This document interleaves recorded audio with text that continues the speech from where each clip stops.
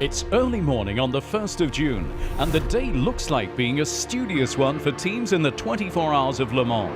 For the first time in a little less than 12 months, they will again face the Great Circuit.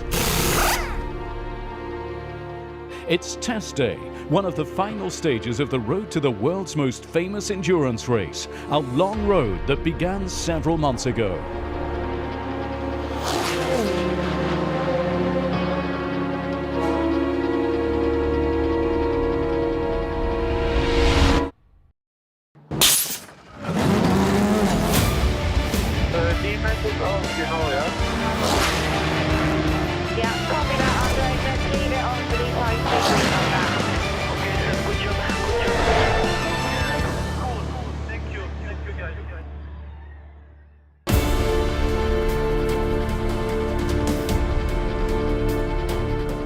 In recent years, the 24 Hours of Le Mans have been faithful to their reputation.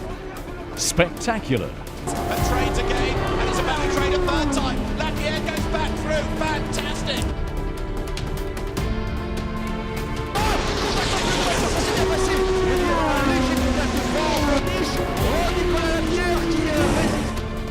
Relentless.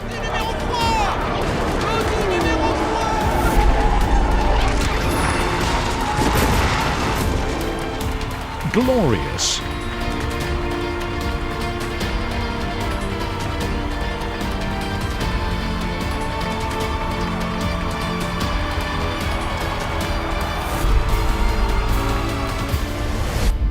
The long triumphal march of Audi to the highest step of the podium had been paved with pitfalls, and the rivalry between the German manufacturer and their Japanese opponents highlighted the sportsmanship, strategy and combativeness characterizing endurance races.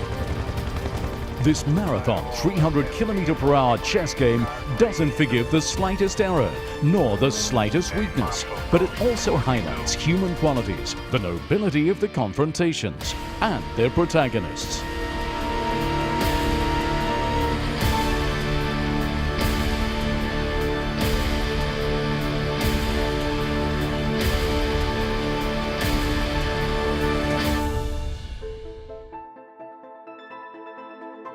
Only this year, France's Automobile Club of the West and the FIA have organized their own revolution with regulations that more than ever open the way to new energies, resource management, and all the technical innovations that allow us to go faster and further while consuming less, not just posturing or creating communication spin. This is a veritable philosophy, that of the purest tradition of endurance, in equation with the environmental concerns of our time, to give even more meaning to this discipline rich in history, while being turned towards the future.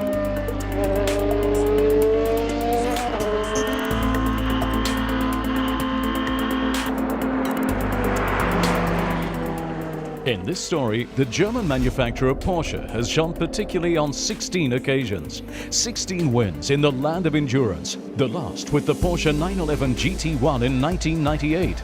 16 wins and as many years of official absence. The Stuttgart factory has been careful about its return.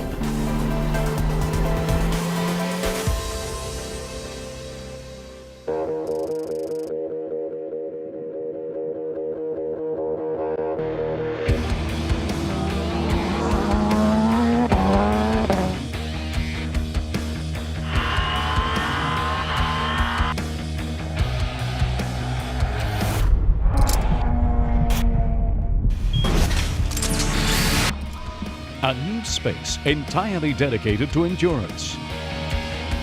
More than a year of studies and development to create the 919 hybrid. Two teams of drivers among the best, led by Romain Dumas and Timo Bernhard, combining the experience of Mark Lieb, promoted from GT into the prototype, with the youth of Brandon Hartley and the reputation of the defector of the year, the Australian Mark Webber, winner of 9 Formula One Grand Prix. All the hybrid technology, very, very efficient. Obviously it's in Porsche's DNA now also to be very efficient with a lot of the road cars. There's a lot of crossover, which is very good for the brand. But for us as drivers in the cockpit, it's quite busy. We need to manage lots of things now and get the most out of the system, making sure that we're looking after the fuel, looking after all the battery and the hybrid things together. The technique is quite different because we have all-wheel drive in certain sections of the lap, so the front axle working together with the rear, all these type of things is a little bit different for us. So yeah, we're learning a lot as we go, but these new concepts are always very, very exciting.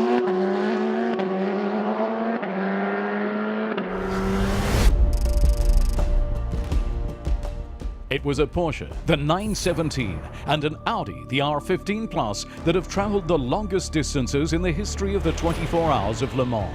No one doubts that we'll again find two German brands in confrontation for perhaps a new record. Statistically, with 29 wins, Germany remains the country to beat in the Great Western French Classic.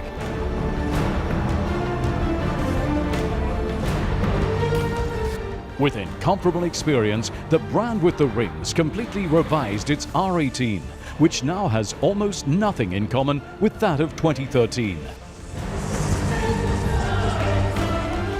The new rulebook gives a chance to use even more future-orientated technologies, and I'm quite sure that this car is a big step of revolution, a revolution for technologies that we think that can be helpful for the road cars of the future. We want to be competitive and going for victories as we did with all ours and LMPs, but we know it will be even more difficult as well because we have new competitors.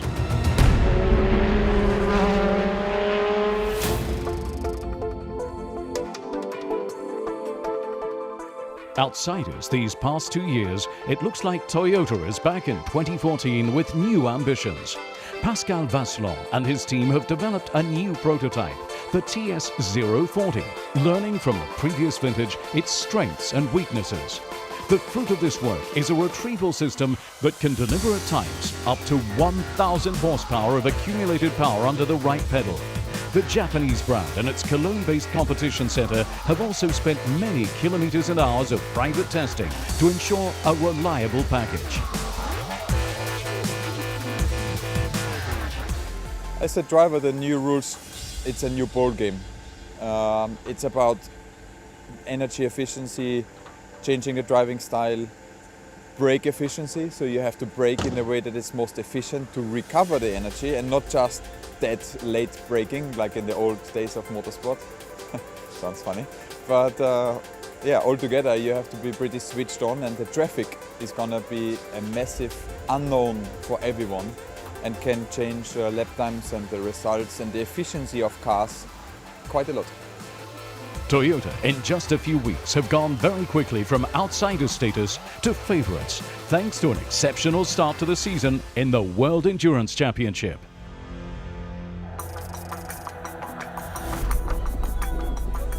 The championship has a full dress rehearsal in the south of France in early March, the opportunity to admire in a more official manner the new kings of endurance and the subtleties of the rules and regulations.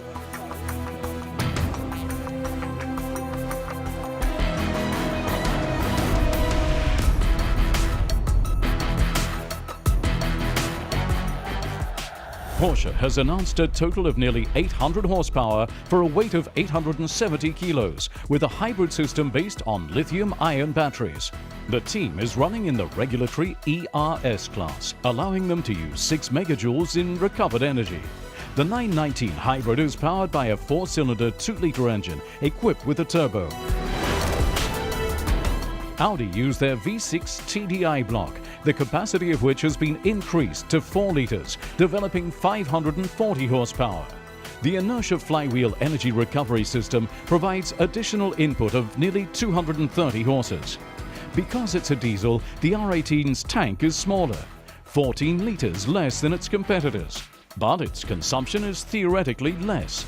The Audi falls into the smallest ERS category, with only 2 megajoules allocated on a lap of the South Circuit.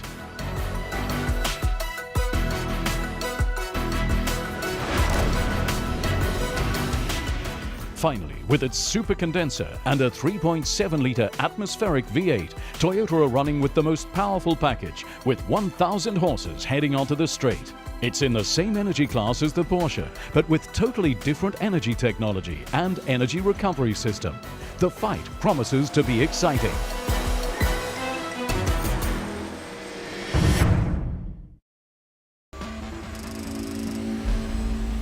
The opening round of the World Endurance Championship takes place in Great Britain. An impressive crowd of 43,000 people are out to watch the first laps of the new hybrid prototypes. There are more than 30 cars on the starting grid, and the public get their money's worth.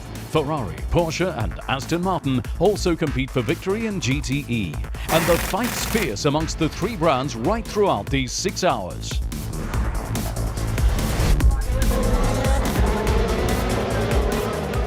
In the reigning category, established values are overthrown, and that's an understatement. 2 off-road sorties interrupt an otherwise faultless performance for Audi for several months. The first victim is Luca Di Grassi.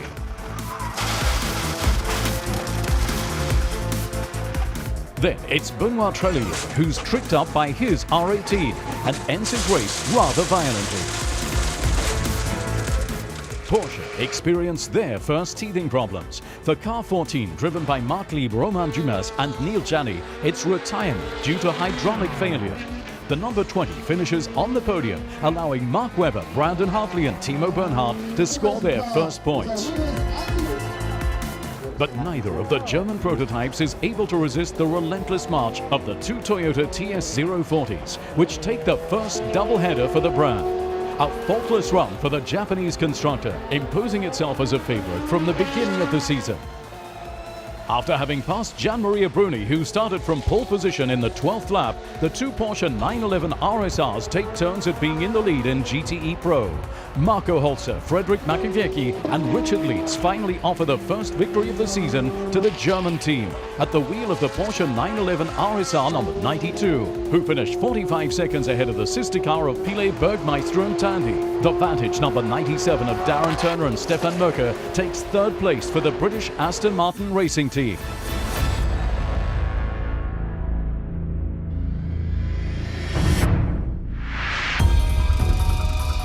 At Spa-Francorchamps, attendance records for the championship are again smashed with more than 46,000 spectators. In the Belgian Ardennes, it's a rehearsal for the 24 hours of Le Mans. The prototypes are mostly in lightweight aero configuration, except Audi's number 1 and 2. Audi enters a 3rd car for Felipe Albuquerque and Marco Bononomi. Spa is also synonymous with the first official appearance of the LMP1 light version. It's the Rebellion R1, fruit of the collaboration between the Swiss team and Oreca. It's a first-time workout because the car just came out of the factory.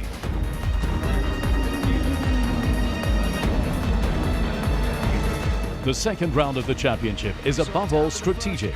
It's primarily the frequency and duration of pit stops that make the difference for Toyota. A new victory, the 2nd consecutive win for the crew of the number 8, ahead of the Audi number 1 of Luca Di Grassi, Loic Duval and Tom Christensen. But beware, the 2nd Toyota's only 7 seconds off the 2nd step of the podium, with Wirtz, Nakajima and Sarrazin. Porsche has the pleasure of having signed the first pole position for the 919 hybrid, with the number 14 fastest in qualifying. But electronic problems hit the team, and Romain Dumas, Neil Janney and Mark Lieb finish in 4th place. As for car number 20, they meet with several kinds of problems related to their transmission and suspension.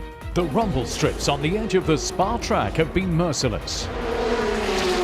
Ferrari signs a double victory in both classes of GTE. In the Pro category, Gian-Maria Bruni and Tony Villander have hardly been bothered. While among the amateurs, it's the Ferrari of Luis Perez Companc, Marco Chiocci and Mirko Venturi, ahead of 2 Aston Martin Vantages, 95, one of the first winners of the season, and car 98 of Paul Dallalana, Pedro Lamy and Christopher Nygaard.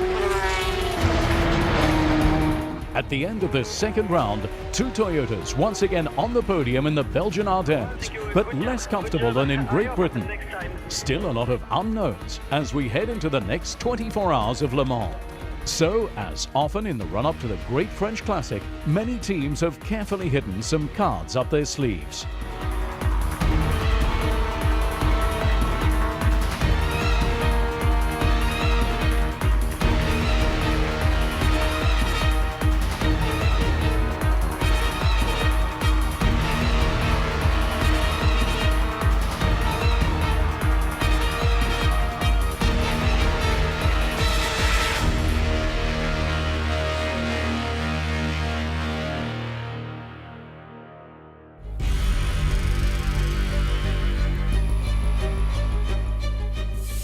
Here we are on the Circuit de la Sarthe, and this great track, one that partly uses surrounding roads, is tested again for the first time in 12 months by the teams. This is an important moment because it allows them to directly confront the reality of a track that's so different, unique in the world, including various practice sessions conducted by teams that are unable to reproduce this complexity otherwise. This practice day is therefore more than just a compulsory stage, because even if the big teams have archived data and experience of several years, they always discover something new. It's actually the only possibility to drive on the big Le Mans circuit, the 24-hour circuit, except for the race week, and you have to take that chance to collect data. And yes, we have many years of experience, but it's every year, and especially this year, it's completely new cars. There's new technology. We have developed new tires together with our tire partner Michelin. All of that has never been driven on this racetrack. For sure, we did a lot of, let's say, simulation, and combined with all the testing we did on the various test tracks all around. But as I said, it's quite a special track here. You have a mix of a permanent racetrack with some parts of the track that are normally used for public roads. So this is also something which is quite special here, these different types of surface, and that's something we need to experience. What we are looking for here is to calibrate our simulation model to be able to do the next step of optimization of our systems for the race. If there's a team that needs to test in vivo its prototype on the 13.629 kilometers of the Le Mans Loop, it's the car in the 56th pit stall, reserved for cutting-edge vehicles. The Nissan baptized Zeod for Zero Emission on Demand. It's a unique and historic challenge looming on the horizon. The Nissan Zeod RC is a very special vehicle, hybrid vehicle, and we are aiming to do a full lap on EV around Le Mans, which is a technological challenge, and we're looking forward to that. But that has got some serious challenges. Obviously, Le Mans is a very long lap, and it's the first time ever this is going to be attempted in the history of Le Mans. So, very exciting challenge, but a very difficult one too. In LMP2, the main novelty is the presence of Oak Racing, who are running two Ligier JSP2s powered by HPD and Nissan, with beginners at Le Mans and experienced drivers. Since leaving the factory, the French prototype has been developed by Olivier Pla and Alex Brundle. To beat the old car would be a very impressive effort by everybody at Honor Oak. You know, the car's had a lot of development, a lot of years of work. Even before Oak, you know, at Pescarolo. So, yeah, it's going to be a difficult job, but we're going to do our best. With the third Ligier JSP2, Thierry by TDS has a lot of experience and a set of very homogeneous drivers, both in terms of speed and reliability. With their Morgan, the G-Force team could be favourites after winning the first two rounds of the WEC with Olivier Pla, Romain Rusinov and Julien Canal. But the threat of KCMG, quick but a bit unlucky in the early part of the season, or SMP, is real. Revenge by the Eureka 03s is possible. Zytec have also proven their worth at Spa-Francorchamps without being able to score. Murphy Prototypes or Millennium are displaying a solid team of drivers, not to mention Signatec with their Alpine A450 Nissan. Impossible to mention them all, but there will be many contenders in a category that will once again be one of the most explosive of the 2014 edition.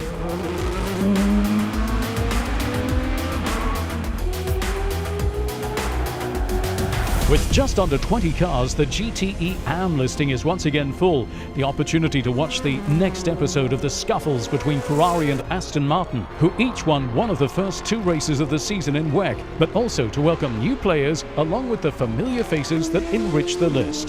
Great respect goes also to Patrick Dempsey, with a third participation at Le Mans, with a will to do even better than during the previous editions. The presence of the American actor is beyond the scope of just putting on a show. It's a profound and all-consuming passion.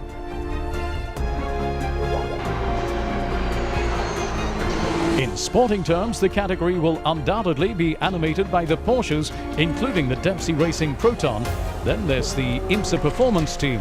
Then the Belgian Pro Speed competition team headed up by Emmanuel Collard. But eyes will also be turned to the two teams with the most verve at the moment. AF Corse, who arrive with an impressive contingent of cars, no less than 4 in the category, against 2 for Aston Martin Racing.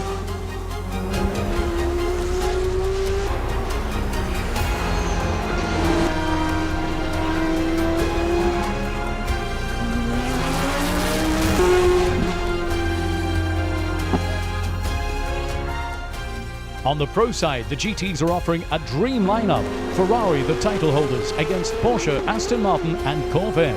The Americans are running with a C7R, a first for Le Mans, with more traditional crews. 2013 ALMS champions Antonio Garcia and Jan Magnussen will be there with support from Jordan Taylor in car 73. And Tommy Milner, Richard Westbrook and Oliver Gavin will attempt to add a 10th victory to the brand's prize list at the wheel of car 74.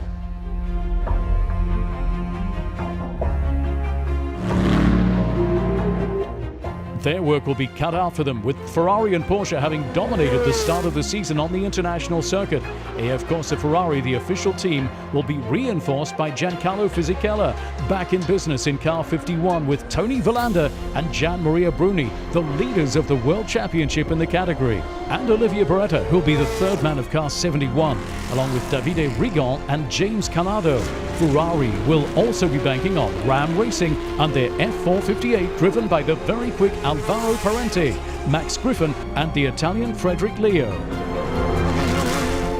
Porsche remains the bête noire of the Ferrari drivers. The two 911 RSRs of Team Mante have topped them on several occasions, and the teams have already run together on various occasions. In car 91, Patrick Pilet, Jörg Bergmeister and Nick Tandy opened the season in style at Silverstone, along with Frederick Makowiecki, Richard Leitz and Marco Holzer. Both crews are potential winners. With 2 cars at the start, Aston Martin are also counting on experience to win, with car 97 driven by Stefan Merker, Darren Turner and Bruno Senna, an experienced crew with a solid track record. And car 99 with Fernando Rees, a veteran, alongside Chinese driver Darrell O'Young and the British driver Alex McDowell.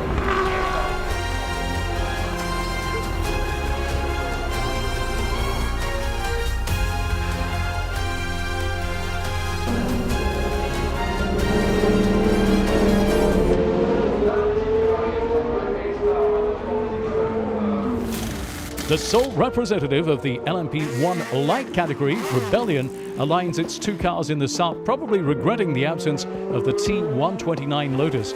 We haven't even had to wait for the test day to confirm the prototype package powered by AER. Rebellion will therefore be all alone in LMP1L for the occasion of the 2014 edition. The reigning category of endurance, the LMP1 hybrids, entered by the official stables. The title holders, Audi, will have a mathematical advantage with 3 R18 e-tron Quattros on the grid. Audi have been dominated in recent times, but they're far from being beaten in advance because the boys from Ingolstadt always keep some reserves before the 24-hour race, and they're past masters in the art of hiding their game until the start of the race. We know where we have to improve. It's in terms of accelerating and top speed. We are trying very hard to try to optimize that.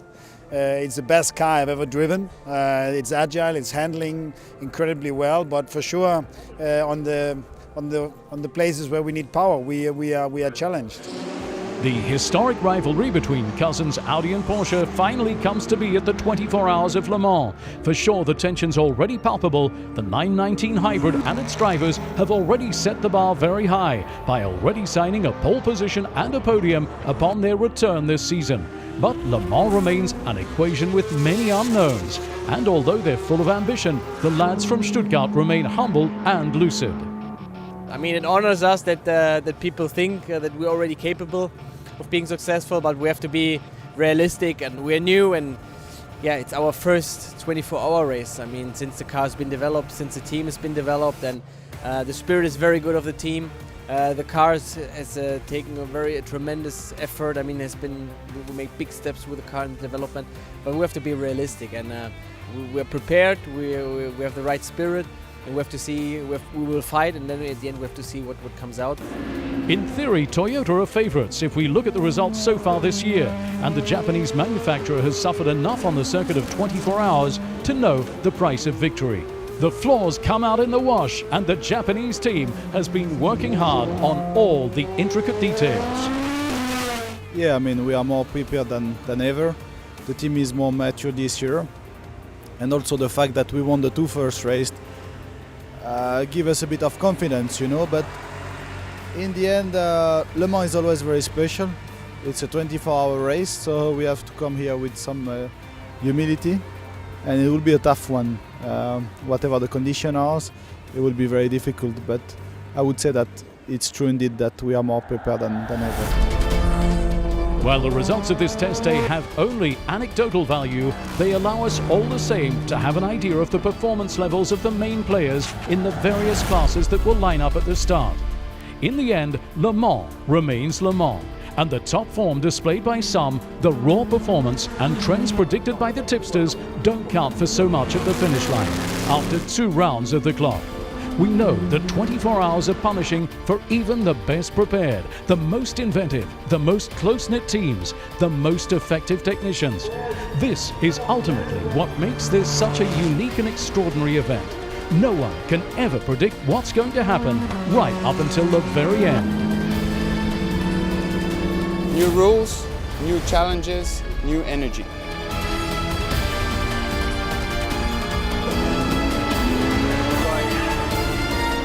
Le Mans is the ultimate motor race.